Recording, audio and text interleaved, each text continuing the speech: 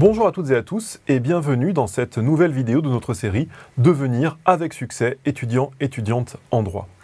Aujourd'hui, on pourrait appeler cette vidéo « Devenir et rester étudiant ou étudiante en droit » parce que nous allons parler du plagiat. Le plagiat, c'est un fléau, on peut le dire, c'est quelque chose de très désagréable pour nous enseignants. Pourquoi? Parce que d'abord, c'est une rupture de confiance. Quand on parle de plagiat, vous voyez ce qu'on veut dire. C'est tout simplement le fait de s'approprier, de faire passer comme étant de vous un texte que vous n'avez pas produit.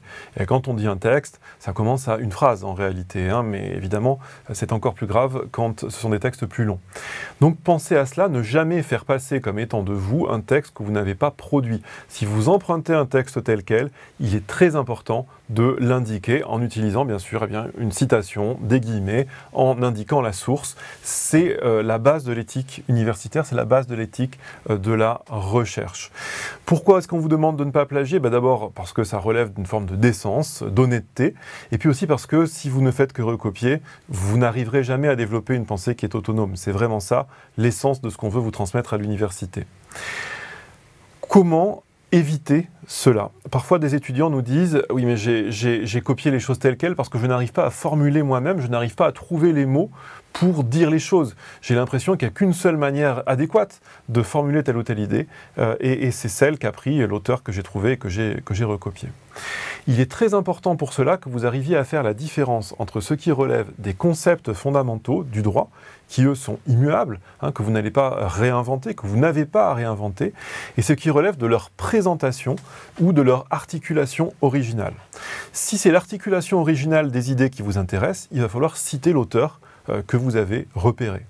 Si en revanche c'est simplement un mouvement général ou un concept qui est banal, il ne faut pas hésiter à le reformuler, c'est-à-dire à le dire avec vos propres mots. C'est une des grandes difficultés en droit quand on commence parce qu'il y a un vocabulaire qui est spécifique, parfois même des tournures de phrases qui sont assez typiques de cette langue juridique, mais il est vraiment important que vous investissiez le temps et l'effort pour acquérir cette nouvelle compétence. De la même manière, toute la réflexion que vous revendiquez, tout ce que vous écrivez, doit vous appartenir, ça doit être votre réflexion propre.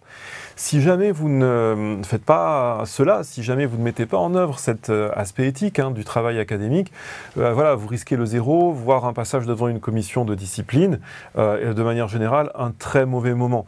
Il y a tellement peu de devoirs dans l'année universitaire qu'un zéro quelque part, ça vous conduit presque systématiquement au rattrapage. Donc, c'est pas seulement une question morale, c'est une question morale, mais même d'un point de vue pratique, ne plagiez pas.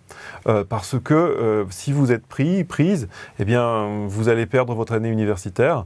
Et il faut savoir qu'on a ici à Paris un logiciel anti-plagiat extrêmement efficace.